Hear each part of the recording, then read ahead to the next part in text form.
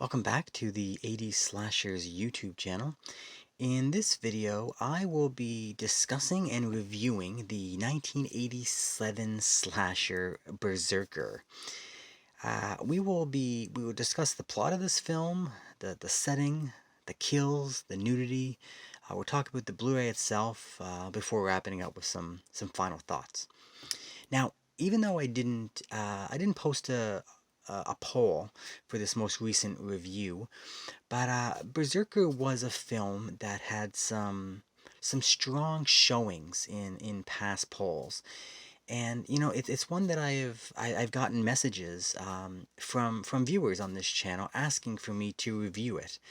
So, and it's also it's also been one that I've been wanting to just a film I've been wanting to watch and review for quite some time. So, that's why we're going to be taking a look at this film today.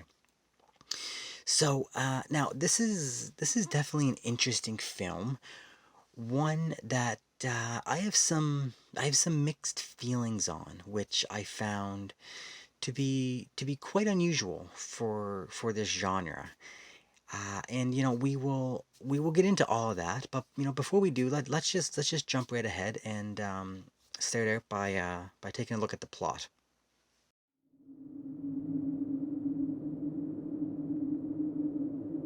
All right, so just as a quick little overview of the plot of this film. Basically, the film starts off. We have a group of friends.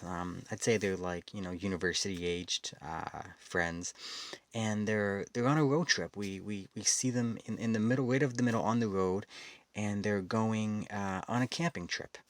Um, they're loading up their pickup truck.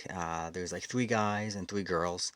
They're all kind of paired off together, and yeah, they're going on a road trip up in the woods to a campsite that one of the guys used to visit as a kid. Him and his father used to go camping like every summer.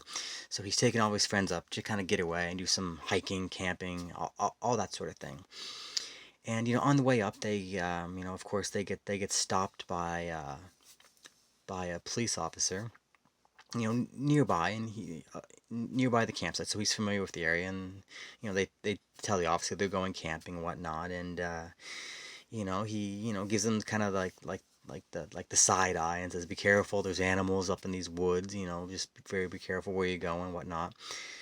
And they soon go on their way, and they finally get to the campsite, and the owner of the property, he kind of warns them, be careful out there, don't litter, watch out for animals, and they want to go to a certain campsite, and he says, no, no, that one's not available, and he sends them to another campsite.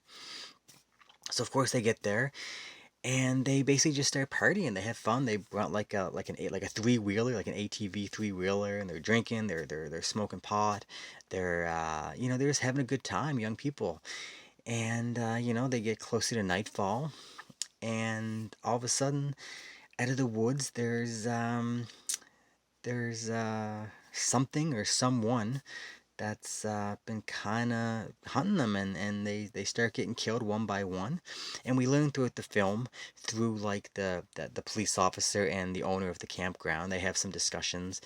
There's a history of people getting hurt at this campground, in the past. It's not fully fleshed out, the backstory there, but there is enough. They talk about legends of um, berserkers, which is kind of like a Scandinavian. This is where a lot of the Scandinavian people settled, apparently. And so they have the mythology of the Vikings and whatnot. When the Viking warriors got into a rage and whatnot, they turn into berserkers, and they lose their minds, and they get violent, all that kind of stuff. And there's like they worship like animal gods, like bears. Bears is the animal that's kind of used in this film. And so that kind of backstory mythology is kind of placed into this. And then we start seeing, like I said, the people getting killed, killed off one by one. And that's basically the setup for the story. That's basically what it is. Um, so Yeah, there's not too much else to talk about that. It follows the same tropes as the genre, so you can expect the same plot points to occur. All right, so the the first thing I'll say is that I feel like this film has a really great look to it. The filmmakers did a really good job of making a film that doesn't come off as your typical low budget late 80s slashers.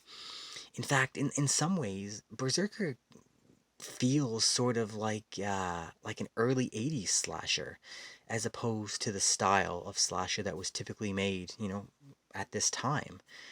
Um, you know, of course, this is just my opinion. This is the way I viewed it, but it probably has something to do with the outdoor setting.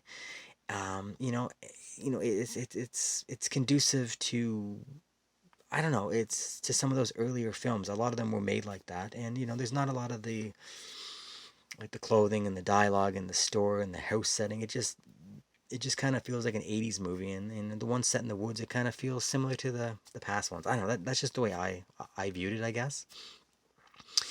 And the cast came off as characters that you would kind of see in these early 80s slashers. I don't know, that's just kind of how it felt to me. It wasn't like it didn't doesn't play off as like an 81 slash or anything like that, but it felt closer to that era than some of the films that 87, 88, 89. It just, I don't know, it kind of leaned more towards that. So I don't know, something I noticed and something I kind of liked. Another thing that I noticed was that this film had pretty good pacing. For me, it seemed to fly by. It felt like I was watching this film, and I think the first time I looked up and noticed the time, I thought it was about 30 minutes, and an hour had gone by. There was only like 25 minutes left in the film, and I was shocked. I was like, wow, I guess I was into it the first hour. I guess I was just, yeah, I guess I was really into it, and I was enjoying it, and I don't know, it just, the time kind of just flew by for me in this. I don't know. So yeah, I guess that kind of says something. I wasn't bored, and it didn't drag on. So yeah, the pacing for this seemed pretty good. There was always something going on. Like I said, it started. They were getting ready for the road trip, and it just went. There wasn't a lot of character development. It just, the film started, and you're on the journey with them. The last thing I'll say that I really enjoyed is there's some really fun 80s rock songs, I guess, throughout the film. I'm not sure what they were. They weren't songs that I was familiar with. I don't know if they were, made specifically for this film, or if they're songs, that existed at this time. I don't know. They weren't familiar to me, but there was like two, three, four, I don't know, a few songs in certain scenes, and they were fun. They were just like silly 80s rock songs, but they were enjoyable, and they fit the film pretty good. They kind of, I don't know, the music fit really well. So I like that. I like the music in this. Now, in terms of issues, the biggest issue I had in terms of the plot is the whole like Viking, Berserker, bear mythology type of thing. For me, it I don't know, it felt kind of forced into the film. It was, I don't know, I found the whole, like I said, the whole backstory they were trying to set up. I don't know, I just found it kind of silly. It didn't, I don't know, it just didn't really work for me. It wasn't bad. It just wasn't necessary. I feel like there was probably a better option they could have went with for this film, but I don't know. I wouldn't say that this is like a supernatural slasher, but there was some supernatural elements inserted. Briefly. I don't know. Like yeah, I wouldn't classify this as a supernatural slasher because there was barely anything in it, but there was a little, like I said, a little bit here and there. So I don't know. Now, saying all that, I will say I did kind of enjoy the big twist reveal at the end of this film. And it was related to that, the mythology, the Viking berserker type thing. So, like I said, despite despite the whole concept of that premise kind of being silly for me, um, I don't know. I liked I liked the little silly twists at the end. So um, I don't know. Like I said, it didn't play a huge role in the whole plot to kind of ruin it for me. Um, I don't know. There was enough there for me to still enjoy the overall story, which I did. So yeah, overall, I think the plot is this, and it is fine. There's nothing complicated, nothing elaborate here, but a little silly. But overall, it was fine. It was enjoyable. All right, let's move on and take a look at the setting.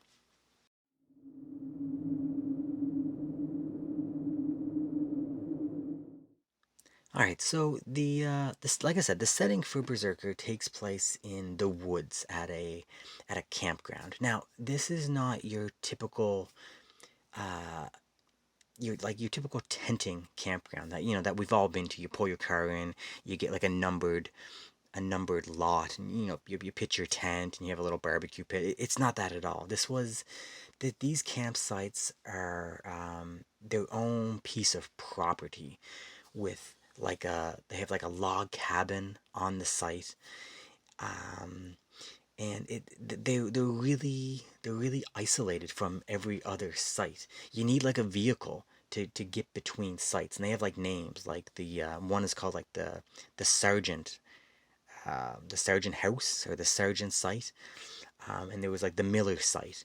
So they were like, I don't know if they were pieces of property owned by people at one time, and so they're named after them. But they're you need a vehicle to get to each different site. So it feels like you're really deep in the woods, which I love. I love that about this. Like I said, it really ups the isolation and that feeling of no escape. So yeah, so it's great. It's a fantastic deep in the woods, isolated setting, which are always great. Now, we get a few daytime, obviously the beginning of the film, and at the end of the film we get some daytime scenes.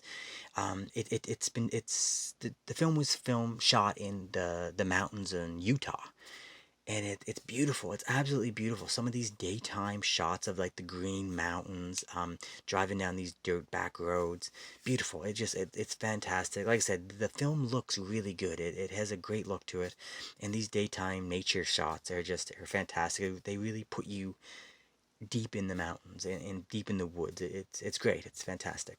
But the highlight for sure is the nighttime scenes, and this is when all like the horror happens. Once the killing starts. The Yeah, it's all at nighttime, obviously, and almost the entire time during these nighttime shots, there is like a thick fog or like a smoky vibe that's just permeating the whole woods. It's really atmospheric, and it added to the tension. It's just, man, it's just such a great look, of them like walking around the woods, being stalked in the woods by whatever is hunting them, and just this it's like a constant rolling fog.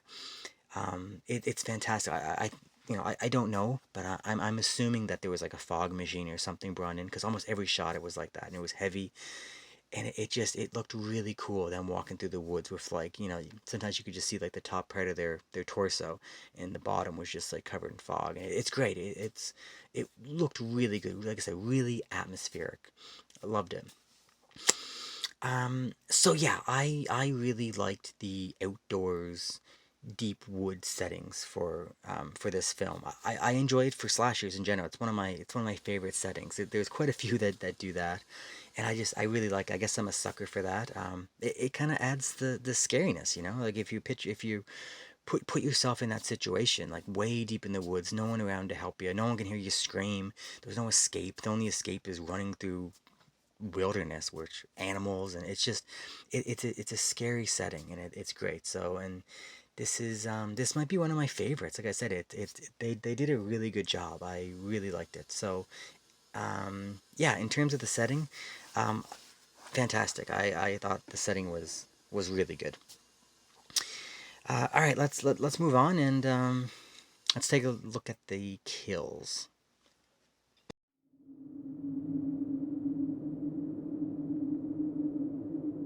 All right, so Berserker has a total of 4 kills, which is a really low body count. Now, I'm going to be honest, this is the section of the film that was really disappointing.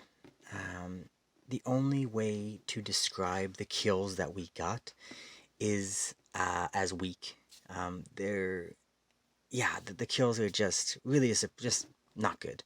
Not good kills in this film, in my opinion. You know, some people may like it, but basically what these kills consisted of, and they were all the same, and that's a big thing. I like variety in these films. I like each kill to be unique, to be fun. You know, when you see like a Jason Voorhees, you know, sometimes he uses a machete, sometimes he uses a meat cleaver, sometimes he throws you at the window, like bends you backwards on your spine. Like it's great. There's always a variety of kills. That's what really makes these films fun for me. They were all the same in this, and basically what they consisted of was like a mauling, like a scratching of like big scratching, like bear paws. Were they bear paws? Were they something else? You have to watch the movie to find out. But that's what it was like. It was like a mauling, scratching. That's how you. That's how they were killed. Um, you know, so basically what you got some tearing of the skin. There was some blood. You got some screaming, but that's about it. It was really cheap, really like weak. They just you know, it didn't even look like it was enough to kill people. Like it would hurt. Like what they were going through. Like oh yeah, that's gonna leave a mark. You might have to get some stitches. You know that's how it came off to me. Um, I don't know. You know, I don't think there was any practical effects. Maybe some of the scratch and the blood. Maybe they did a little bit, but there was no elaborate taking someone's head off or gore guts hanging out. Like I don't know. They definitely should have had more variety in the kills. And they should have just had more kills. Like only 4 people killed. There was way too many survivors at the end. Like at the end of it, as the credits roll, there was way too many people alive. Half the people that were alive should have been killed. Um, yeah, really disappointing. So um, yeah, this is definitely the low point of the film, which is terrible. Like it's a slasher film. Like that should be the high point. If you have like a terrible story, bad acting, like crappy music, no nudity, whatever. If you have some really good kills, you probably be like, okay, at least we had some good kills. But it's the opposite in this film. Almost everything else is kind of fun, but the kills are just not good. Um, so yeah, I don't know. It's really disappointing. There's really not too much to say. Like I said, they're all the same, and they're all pretty weak. So yeah, that's all I have to say about the kills. Too bad. So let's move on and talk about the nudity.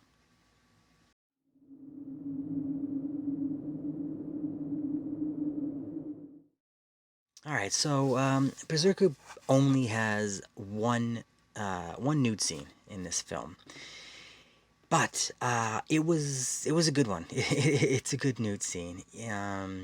It's basically what you get is you get your typical couple, you know, escaping from the rest of the herd and for a little alone time. They're outside and they go and they have some some fun adult time by themselves outside at night in the woods.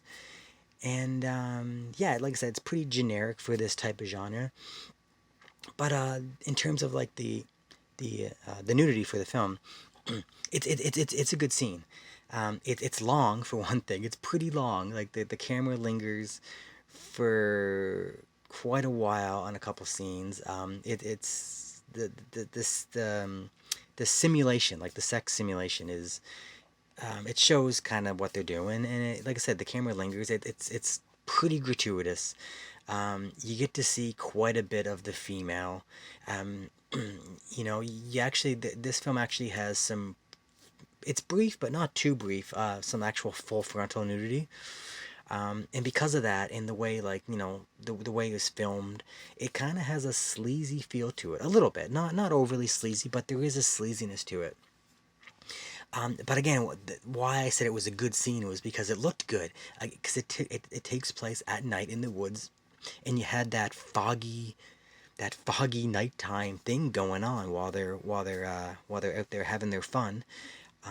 It was again, it kind of was an atmospheric nude scene, if that makes sense. So yeah, I don't know. So even like I said, even though the film itself, technically in terms of I guess minutes, if you're to count that, it's light on the nudity, but it made up for it because it was a good scene. Not just because there was a lot of nudity in that one scene, but it was filmed well and it was atmospheric and it made sense. It fit in. It wasn't forced. It was you know that type of scene happens all the time in these films, and it felt natural, and it progressed, and it kind of moved the story, and it kind of played into um, a kill because it was kind of happening at the same time as one of the kills, so it was kind of going back and forth. It was good. It was a good scene. It was like I said, it was kind of important-ish to the plot.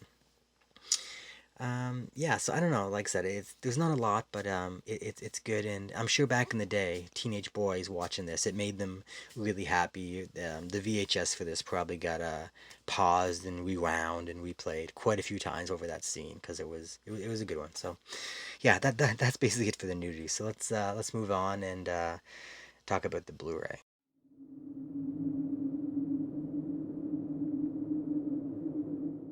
All right, so Berserker, this Blu-ray here, it was released by Vinegar Syndrome, and like again, everything Vinegar Syndrome releases is fantastic. I really like these guys. They do a fantastic job. Now, in terms of the audio video, this was you can see here. Where does it say on here? Yeah, this was filmed in. This is a 16 millimeter print. So the film itself is naturally, yeah, it's grainy. It's just a natural grainy film. It never has super sharp details and definition.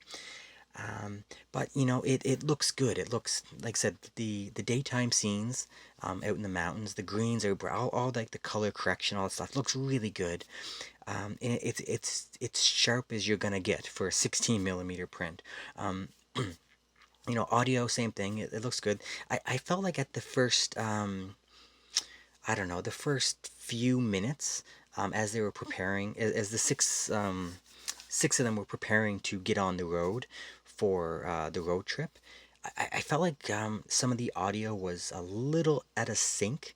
I don't know. Maybe it was just me. Maybe it was my player. I don't know. I don't know. But it seemed to correct itself. Like once they were on the road, it seemed to catch up, and it wasn't at a sync anymore. But like I said, it was only like 5 or 6 lines of dialogue of them talking back and forth. I was like, oh, it's a little off. But I don't know. That like I said, it may just be my setup. I don't know. But yeah, audio video, it looks good. Like you're not gonna get anything better than this unless they, I don't know, scan it in 4K or something. I don't know. But in terms of that, this is the best package to pick up for this for sure. Um, in terms of the package itself, Vinegar Syndrome always has a nice solid. You get the white case, which is fantastic. No slipcover. I don't know. I think this did come with a slipcover. It's probably sold out. Um, I don't know. In terms of reversible artwork, there is reversible artwork, but it's basically the same thing. It's very close. Instead of the howling dude on the front there, you just get the little subtitle. Um, now that I don't know, I might actually like that better now that I look at it. I don't know. I'll have to think about that. I don't really like the subtitle on my cover, but I don't know. Anyway, so yeah, you get the Blu-ray disc and you get a DVD. So you get the choice at least. It's always nice to have two slightly different cover arts to choose from. In terms of special features, like I said, it's newly scanned 2K restoration from the 16 millimeter original camera negative, which is great. And there's a bunch of interviews here. You got one, two, three, four interviews, and they total 60 minutes. So if you watch all four of them, you get an extra hour of of interviews. You get it with the writer director, with one of the actors, another actor, and another actor. So three actors and the writer director, which is pretty good. And you get there is a commentary track. Does it say it here? doesn't mention it on here. Yeah, basically, there is a commentary track with two of the guys from the Hysteria Continues horror podcast, and they're great. So they didn't list it on here, which is kind of strange. Um, hmm. Oh well, there is a commentary track on here, so you get that as well. So pretty good little bundle of special features, I think. So yeah, if you're interested in this film at all, this is 100% the best way to go. Yeah, so that's the Blu-ray. So yes, let's go on and wrap this up with some final thoughts.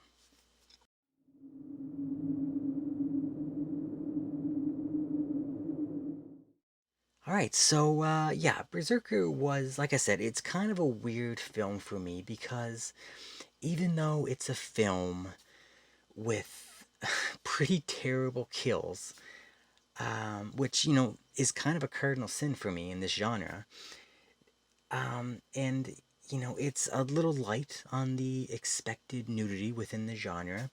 It still somehow managed to make me like it. I think it did it by, like I said, it being a really good looking film. Like it's a well made film.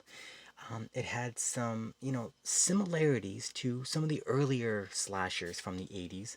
The setting is one that I typically really enjoy, and the added, atmospheric elements provided by like the smoke and the fog just really helped elevate it for me. I really enjoyed the setting for this film. The cast was certainly stereotypical for this genre. You got like the nerd, you got the jock, you got the jerk, you got the promiscuous girl, all that stuff that you expect. But they all did a good job. There was no terrible actors that stood out, and they were fairly likable. Even the jerk, like there's always like the one jerk guy. He was kind of likable, and I don't know. There was a lot to like in this film. So I don't know. Like I said, even though I thought the overall premise involving the Viking Berserker bear mythology, even though I thought that was silly and unnecessary, it was such a small part of the story that it didn't really bother me too much.